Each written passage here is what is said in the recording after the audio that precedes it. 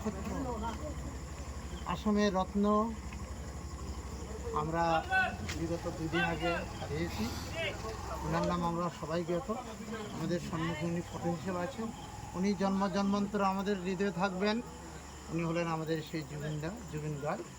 উনি আমাদের জন্য অনেক কিছু অবদান করে গেলেন, যেটা নাকি একটু আগে আমরা যে গানটা শুনেছি, এই গানটা যদি আমরা মর্মাহত করতে পারি, হৃদয়ঙ্গম করতে পারি, তাহলে আমাদের জীবনে আমরা সাকসেস হতে পারবো।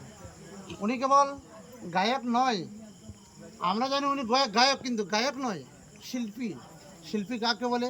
যেমন আমরা কোনো একজন লোক যদি গান গায় তাকে গায়ক বলি, বাদ্য বাজালে বাদক বলি, নৃত্য করলে ডান্সার বলি, কিন্তু উনি সব কিছু যেখানে সমবেত আছে, সব কিছু ঢুকে আছে, সেটা হলো শিল্পী। তিনি আসামের নক্ষত্র, আমাদের হৃদয়ের মানুষ। আমাদের আসামের এবং আসাম ছাড়া ভারতের বিভিন্ন জায়গায় এবং বিশ্বের বিভিন্ন জায়গায় ওনার নামের জন্য আমাদের আসামকে জনাজাত হলো।